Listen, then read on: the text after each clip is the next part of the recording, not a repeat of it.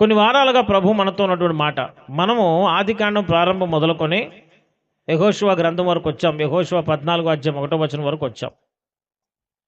యెహోషువ 14 అధ్యాయం 1 వచనంలో ప్రభు మనతో మాట్లాడుతున్నటువంటి వాక్యం ఏంటో తెలుసా?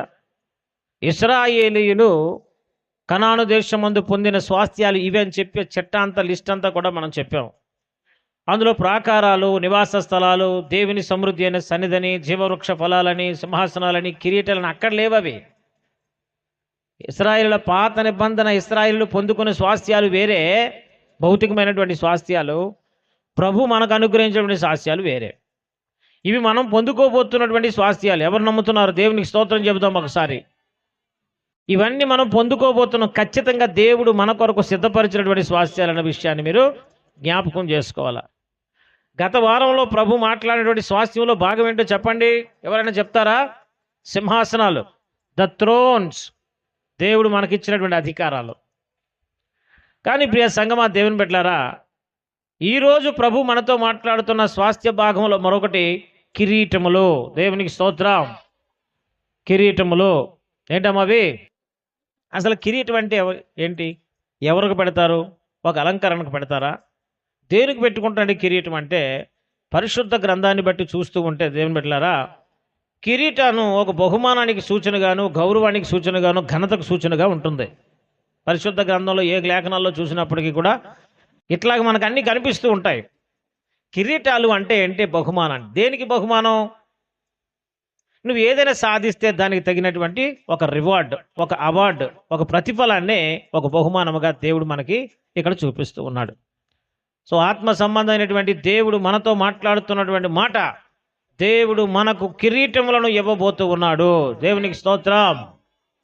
దేవుడు మనకు కిరీటాలను ఇవ్వబోతున్నాడు, బహుమానాలు ఇవ్వబోతున్నాడు, రివార్డ్స్ ఇవ్వబోతున్నాడు. God is going to award us the కిరీటములు. కూర్చోమ్మా. దేవుడు మనకు ఇవ్వబోతున్నటువంటి కిరీటములు ఎలాంటివో తెలుసా? అసలు ఎలాంటి కిరీటములో తెలుసా? ఎలాంటి బహుమానాలో తెలుసా? ఎవరికో తెలుసా? ఇవన్నీ కూడా మనం ఈ వాక్యంలో చర్చించుకోబోతున్నాం. ఇది మన ఆత్మ సంబంధమైన జీవితానికి చాలా ఉపయోగకరమైనటువంటి మాట్లాడిన విషయాన్ని జ్ఞాపకం చేసుకోవాలా. జాగ్రత్తగా 10 నిమిషాలు మైండ్ పెట్టండి. దేవుడు మనకి ఇవ్వబోతున్న బహుమానాలలో ఒక మొట్టమొదటి బహుమానాన్ని మీ ఎదుట పెడతాను. అక్షయమగు కిరీటము. దేవునికి స్తోత్రం. 1 కొరింథీయులకు రాసిన పత్రిక 9వ అధ్యాయం 25వ వచనంలో ఒకసారి త్వరగా చదివి వినిపించండి. 1 కొరింథీయులకి అపోస్తలుడైన పౌలు రాసినటువంటి పత్రిక 9వ అధ్యాయం 25వ వచనంలో, హల్లెలూయా, ప్రైజ్ ద లార్డ్.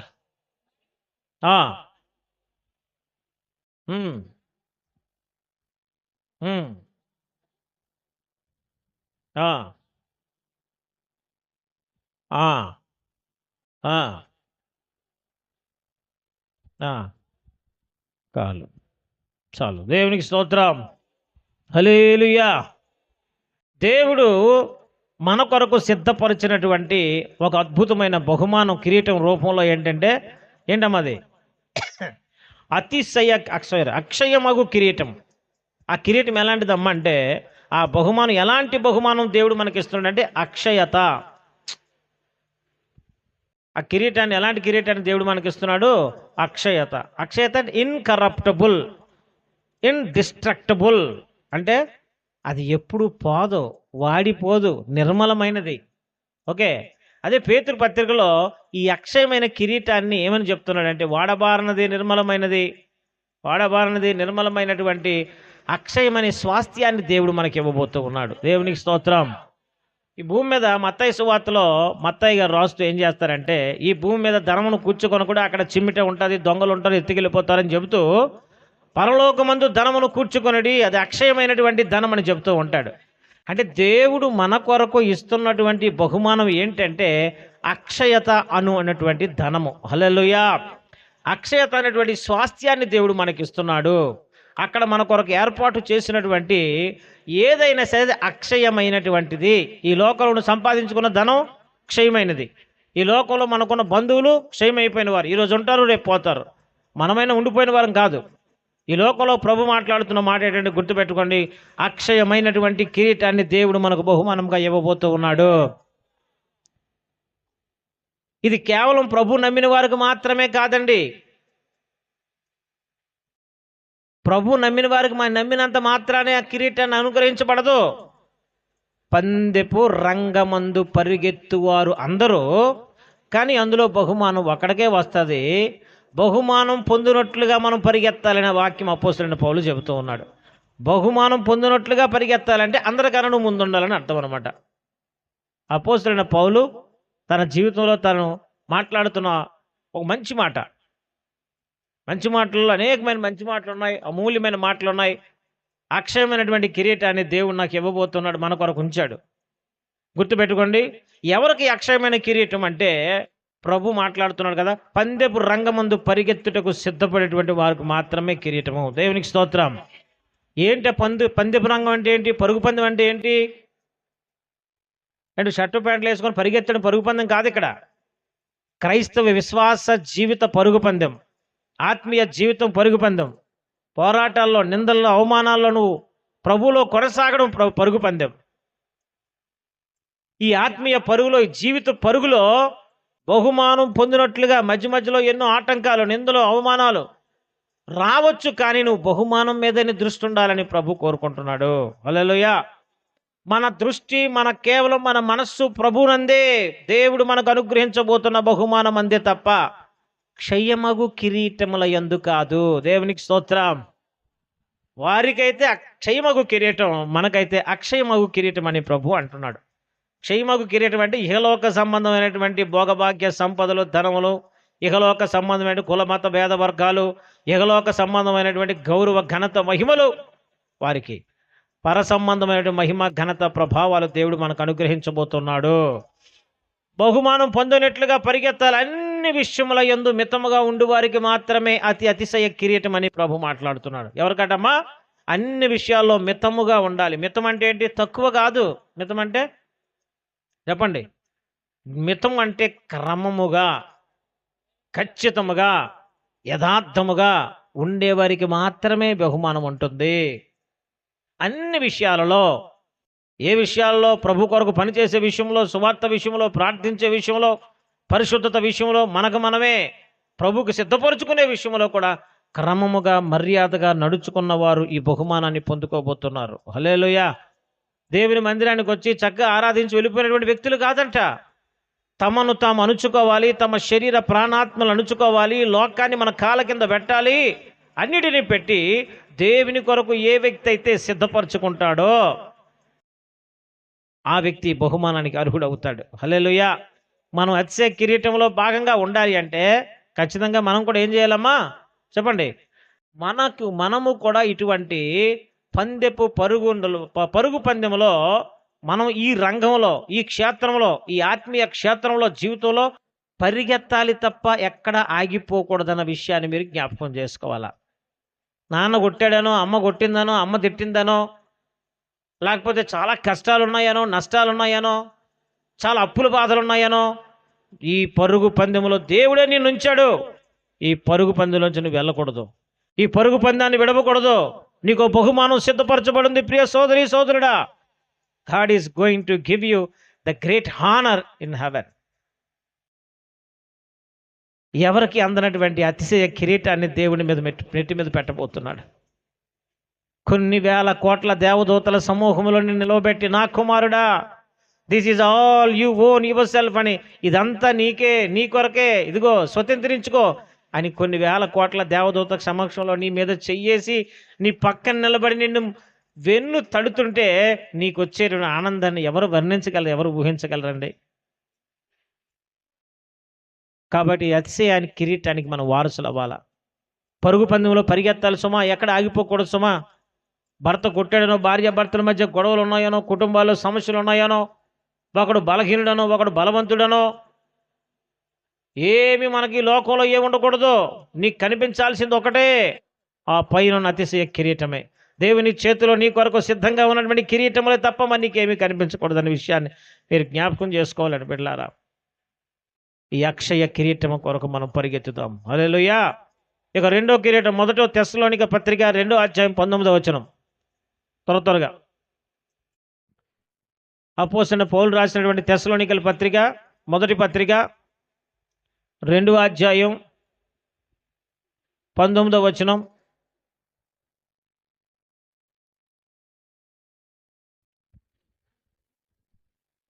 ఆ, ఆ. మొదటి తెస్సలోనికీ పత్రిక 2 అధ్యాయం 19వ వచనం.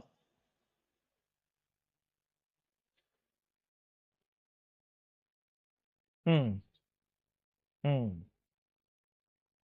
ఉమ్. మీ బహుమానమును అపహరింప నీయకుడి. ఉమ్, ఆ. మొదటి తెస్సలోనికీ పత్రిక 2 అధ్యాయం 19వ వచనం అండి.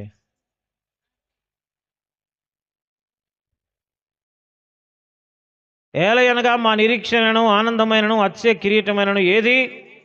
మన ప్రభు అయిన యేసు యొక్క రాకడ సమయమున ఆయన ఎదుటే మీరే కదా.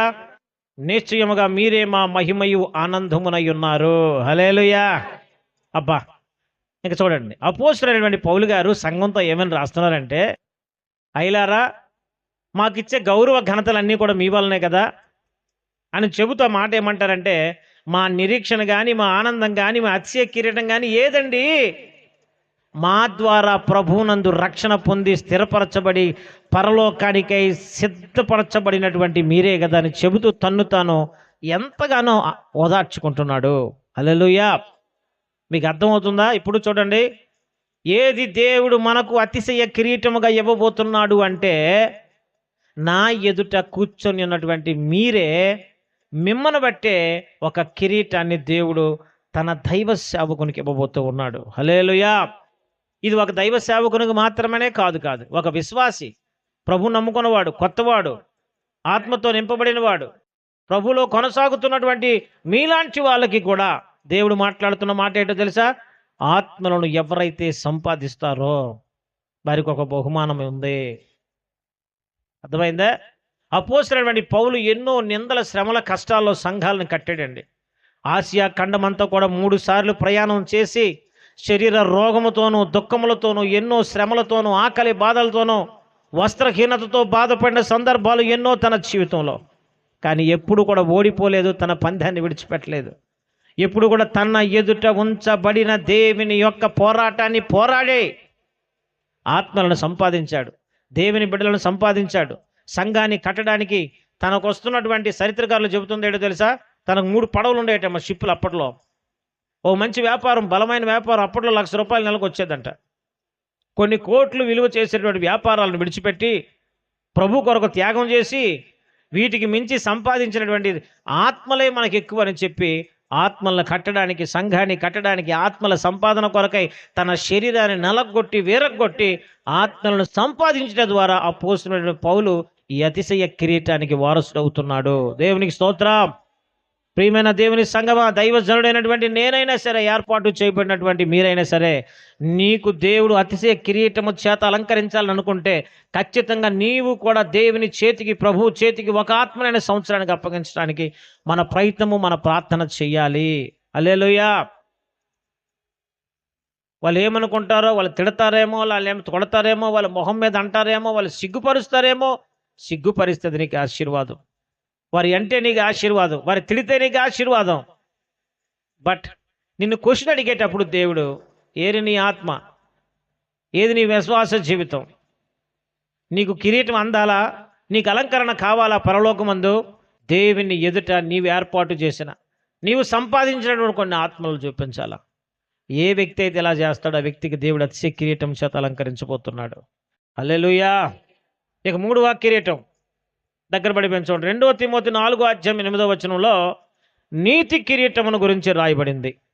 దేవుడు మనకి ఇవ్వబోతున్నాం నూతన నిబంధన ఇశ్రాయేలుల స్వాస్థ్యముగా ఎంచబడినటువంటి మన కొరకు ఏర్పరచబడిన స్వాస్థ్యాలలో భాగమైన నీతి కిరీటం అమోఘమైనది, అమూల్యమైనది, ఎంతో విలువైనటువంటి బహుమానం. ఈ బహుమానం ఆ ఉమ్, ఉమ్. ఈ జీవన వ్యాపారములలో చిక్కుకున్న 4:8 అండి.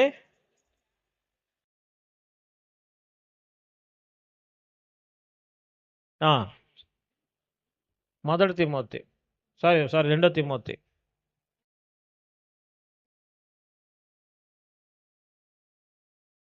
4:8. ఇక మీదట చదువమ్మ.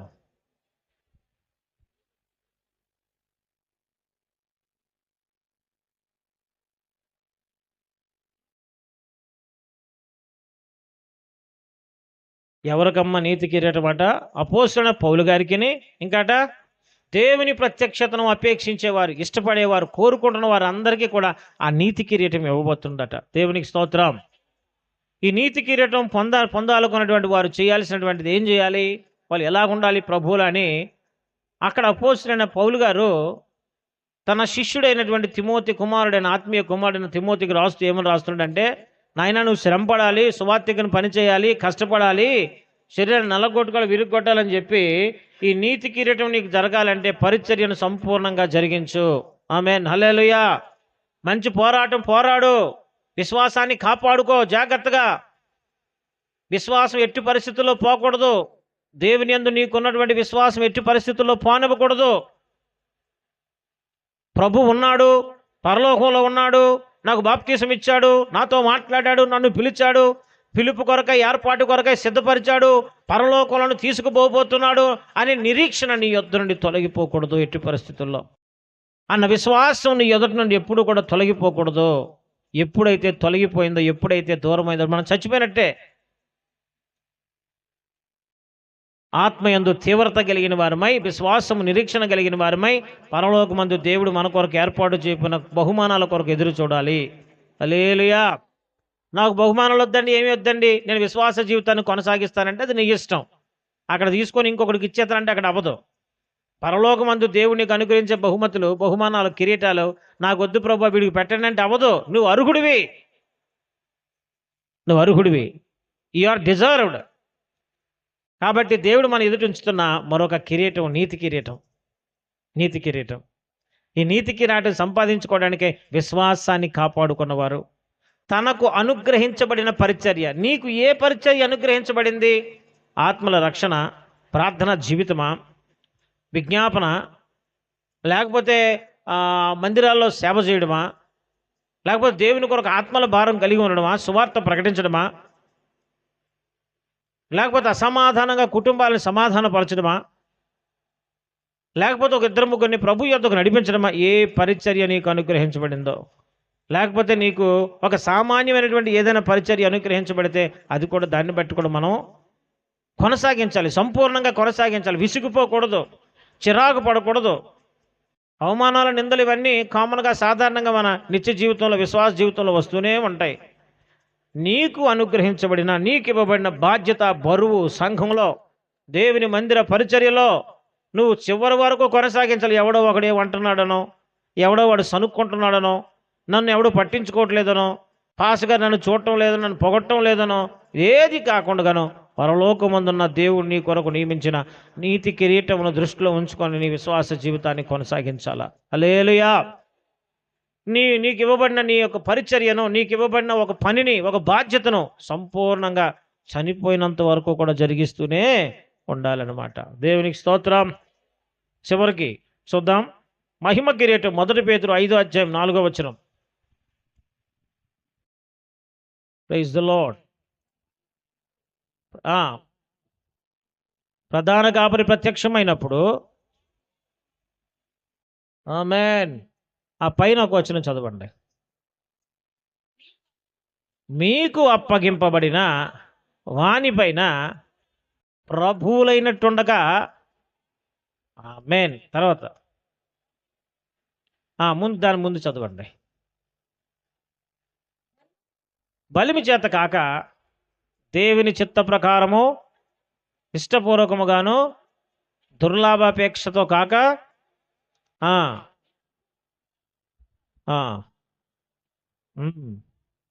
ఆమేన్. హల్లెలూయా, హల్లెలూయా. చెప్పండి ఇప్పుడు ఎటువంటి కిరీటాన్ని దేవుడు ఇవ్వబోతున్నాడో తెలుసా? ద క్రౌన్ ఆఫ్ గ్లోరీ, మహిమ కిరీటాన్ని దేవుడు మనకి ఇవ్వబోతూ ఉన్నాడు. ఎవరు అర్హులు దీనికి? ప్రభు నమ్ముకున్న ప్రతి ఒక్కరు అర్హులా? కాదమ్మా. ఎవరు అర్హులంట, ఎవరు పొందుకోబోతున్నారు అంటే తనకు అప్పగించబడినటువంటి మందను జాగ్రత్తగా కాపాడుకున్నవాడు దానికి అర్హుడవుతాడనమాట. హల్లెలూయా. అది పాస్టర్ మాత్రమే కాదండి. నాకు ఒక మంద ఉంది, దేవుడు ఒక గొర్రెల మందను దేవుడు అప్పగించాడు భూమి మీద. ఈ భూమి మీద నేను చచ్చిపోయినంత వరకు, అంతం వరకు కూడా దాన్ని కాసుకుంటూనే ఉండాలి. కాపలాదారుడుగా వాచ్మెన్గా ఉంటూనే ఉండాలా. ఆ మందను జాగ్రత్తగా కాపాడుకుంటూనే ఉండాలి. అది నాకు అనుగ్రహించిన బాధ్యత. అప్పుడు దేవుడు నాకు పరలోకమందు మహిమ కిరీటాన్ని దేవుడు సిద్ధపరచుతున్నాడు. హల్లెలూయా. మరి విశ్వాసులుగా, బిడ్డలుగా, కుటుంబాలుగా దేవుడు మీకు ఇచ్చినటువంటి మంద ఏంటో చెప్పండి. నువ్వు భార్యవైతే నీ భర్త, నీ పిల్లలు నీకు ఏర్పాటు చేయబడిన మంద. నువ్వు భర్తవైతే నీ భార్య, నీ పిల్లలు నీకు ఏర్పాటు చేయబడిన మంద. నీ రక్త సంబంధులు, ప్రభు నమ్ముకున్నవారో, ప్రభు నమ్ముకోలేని వారో, బయట ఉన్నవారో, లోపల ఉన్నవారో, ఎవరైనప్పటికీ కూడా దేవుడు నీకు కొన్ని కుటుంబాలను అప్పగిస్తే ఆ కుటుంబాలను కాచుకునే బాధ్యత, బరువు మీపైనే ఉంది. గుర్తుపెట్టుకోండి. ఈ లోకంలో ఎవరిని గుర్తించకపోవచ్చు, ఈ లోకంలో ఎవరు మిమ్మల్ని ఏమి అనకపోవచ్చు, ఈ లోకంలో ఎవరు మీకు చేసినటువంటి పనికి గుర్తింపు రాకపోవచ్చు, బహుమానాలు ఇవ్వకపోవచ్చు, ఎవడు చూడకపోవచ్చు. అని ఒక రోజు వస్తుంది, దేవుడు నీకు అప్పగించిన మంద. ఎక్కడికి వెళ్ళావు? ఏం చేస్తున్నావు? ప్రార్థన ఎందుకు చేయటం లేదు? ఎందుకు విజ్ఞాపన చేయటం లేదు? ఎందుకు ప్రభు మందిరానికి వెళ్ళటం లేదు? కారణం ఏంటి?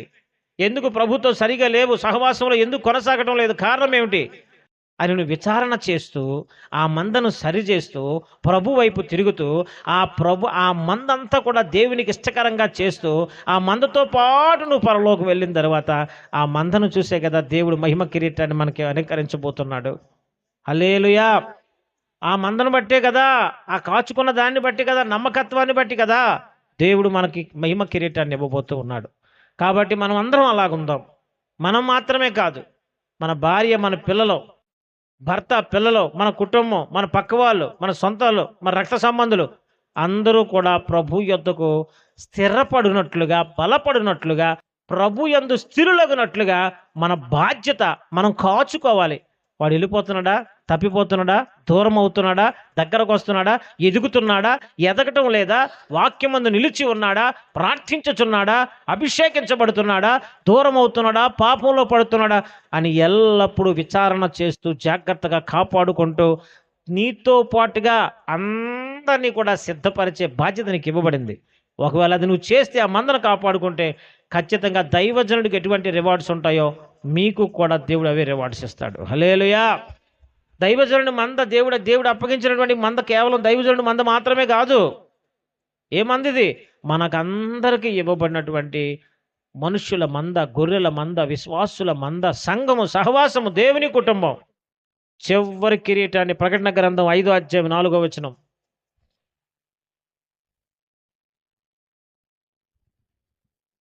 చివరి కిరీటం ఇది. ప్రకటన గ్రంథం 5:4 ఆ ఆ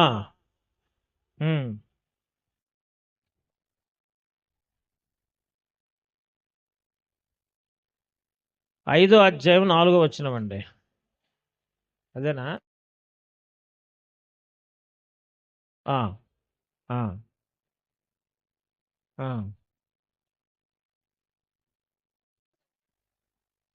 ఓ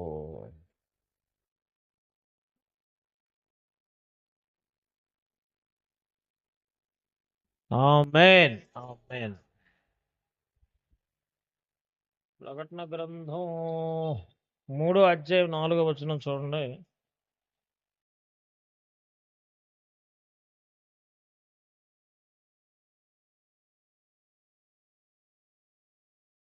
సరే, సమయం అవుతుంది. ప్రకటన గ్రంథంలో ప్రభు మాట్లాడుతూ, ప్రభు మన కొరకు ఏర్పాటు చేస్తున్న కిరీటాలు, పరలోక సంబంధమైన స్వాస్థ్యాలు ఏంటో తెలుసా? సొంతం అంటూ అండి. స్వాస్థ్యాలు అంటే మనం సంపాదించుకొని కాక దేవుడు తన చేతి ద్వారా బహుమానంగా ఇస్తున్నటువంటివి, అవే స్వాస్థ్యాలు. ఏంటవి? జీవకిరీటం. జీవకిరీటం. ఎవరికి జీవకిరీటం ఇవ్వబడుతుంది? అక్కడ రాయబడింది, మరణం వరకు నమ్మకంగా ఇక 10 దినములు మీకు శ్రమ కలుగును అని చెప్తూ ఉంటాడనమాట అక్కడ. ఇక 10 దినములు మీకు శ్రమ కలుగును. ఇది ఒక చూడండి, 2వ అధ్యాయం, క్షమించండి, 10వ వచనం. ఇదిగో శోధింపబడినట్లు చెరలో వేయించబోతున్నాడు, జైల్లో పెట్టేస్తున్నాడు. 10 దినాలు శ్రమ కలుగుతుంది. మరణం వరకు నమ్మకంగా ఉండండి సంఘమారా, నేను మీకు జీవ కిరీటం ఇచ్చేదను. హల్లెలూయా. ఎవరికి జీవ కిరీటం? శ్రమలను సహించుచున్న వారికి, శ్రమలను ఓర్చుకుంటున్న వారికి, శ్రమలో కొనసాగుతున్న వారికి, మరణం వరకు నమ్మకముగా ఉండేవాడికి జీవ కిరీటాన్ని ఇస్తాను, జీవాన్ని ఇస్తాను, నిత్య జీవాన్ని ఇస్తాను. ఆ జీవం వల్ల, ఆ మహిమ దేహం వల్ల మీకు కానీ జ్వరం కానీ దగ్గు కానీ ఏ ఇతరమైన రోగాలు కానీ ఉండవు. అటువంటి జీవ కిరీటాన్ని మీకు ఇచ్చేదను. కానీ మీరు చేయాల్సింది ఏంటో తెలుసా? సహవాసంలో కొనసాగుతున్నటువంటి ప్రతి ఒక్క బిడ్డ కూడా ప్రభు మాట్లాడుతున్నాడు, మరణం వరకు నమ్మకంగా ఉండండి. దాని అర్థం ఏంటి? శ్రమలు ఎంతకాలం ఉంటాయట? శ్రమలు 10 దినములు మీకు శ్రమ కలుగును. మరి 10 దినాల తర్వాత ఏమొస్తుంది? శ్రమ తర్వాత ఆశీర్వాదం, దీవెన ఖచ్చితంగా వస్తుంది. దాని తర్వాత మరొక శ్రమ కూడా వస్తుంది. ఆ శ్రమ తన దీవెన, ఆశీర్వాదం వస్తుంది. మరలా శ్రమలు, ఆశీర్వాదాలు, సుఖము, దుఃఖాలు ఇవన్నీ నీకు వస్తూనే ఉంటాయి. కానీ నమ్మకంగా కాపాడుకో, విశ్వాసాన్ని కాపాడుకో, నీకు అనుగ్రహించబోతున్న కిరీటాలను కాపాడుకో, బహుమానాలను కాపాడుకో అని హెచ్చరిస్తున్నాడు ఆ సంఘానికి. కాబట్టి నేడు కూడా అదే వాక్యం ద్వారా ప్రభు మనల్ని హెచ్చరిస్తున్న మాట ఏంటంటే, మరణం వరకు నమ్మకంగా ఉండండి. మరణం వరకు శ్రమ వస్తుందని, బాధ వస్తుందని, కష్టం వస్తుందని, ఇరుకు వస్తుందని, ఇబ్బంది వస్తుందని, కొడుతున్నాడనో తిడుతున్నాడనో, లేకపోతే దేవుడు మీకు అనుగ్రహించినటువంటిది ఏ విషయంలో తప్పిపోకుండా జాగ్రత్తగా మీరు కాపాడుకోవలసిన బాధ్యత మీకుంది. నమ్మకంగా ఉండాలి. ప్రభువా, ఇది నాకు అనుమతించబడిన శ్రమేనయ్యా, ఏమో నేను దీనికి అర్హుణ్ణేమో, ఈ శ్రమ ద్వారా నన్ను ఎందుకు ఇబ్బంది పెడుతున్నావో, ఈ శ్రమ కొలువులో నన్ను ఎందుకు వేసి ఉన్నావో, దీని తరువాత ఓ దీవెనకరమైన ఆశీర్వాదాన్ని నా కొరకు సిద్ధపరుచుతున్నావేమో అని చెప్పి నిరీక్షణ కలిగి నీ విశ్వాస పోరాట జీవితాన్ని కొనసాగించాలే తప్ప ఏ రోజు ప్రభు సన్నిధిలో నుంచి, సహవాసంలో నుంచి తొలగిపోయే సాహసం మనం చెయ్యనే కూడదు. దేవునికి స్తోత్రం. కాబట్టి దేవుడు పరలోకమందు మనకి ఇవ్వబడుతున్నటువంటి కిరీటాల్లో అక్షయమగు కిరీటం నెంబర్ 1, అతిశయ కిరీటం నెంబర్ 2, 3వదిగా నీతి కిరీటం, 4వదిగా మహిమ కిరీటం, 5వదిగా జీవ కిరీటాన్ని దేవుడు ఇవ్వబోతూ ఉన్నాడు. ఈ కిరీటములకు మనల్ని దేవుడు అర్హులుగా చేయునుగాక. ఆ కిరీటములను, బహుమానములు పొందుకొనుటకు మన ప్రయత్నములు, ప్రార్థనలు మనం కొనసాగించుదుముగాక. ఆమేన్. కళ్ళు మూసుకొని ప్రార్థన చేద్దాం. మహిమా స్వరూపుడు అయిన మా తండ్రి, నీకు వందనాలయ్యా. రక్షకుడా, మీకు స్తోత్రాలు చెల్లిస్తున్నామయ్యా. నూతన నిబంధన ఇశ్రాయేలు స్వాస్థ్యముగా మా కొరకు మీరు ఇస్తున్నటువంటి కిరీటాలను బట్టి మీకు వందనాలు చెల్లిస్తున్నాం. మమ్మలను ఆశీర్వదించువాడవు నీవే, దీవించువాడవు నీవే, మహిమతో నింపువాడవు నీవేనయ్యా. నీకు వందనాలు. ఘనత వహించిన యెహోవా నాయనా, సర్వాధికారి, మీ కృపచేత మమ్మల్ని సంధించండి. నీ ఆత్మాభిషేకంతో మమ్మల్ని నడిపించండి. స్వాస్థ్యాలు పొందుకున్నటకు అర్హులుగా మమ్మల్ని చేయండి. విత్తబడిన వాక్యం మా జీవితాలు నెరవేర్చండి. యేసయ్య నామములో అడిగి పొంది ఉన్నాము తండ్రి. ఆమేన్.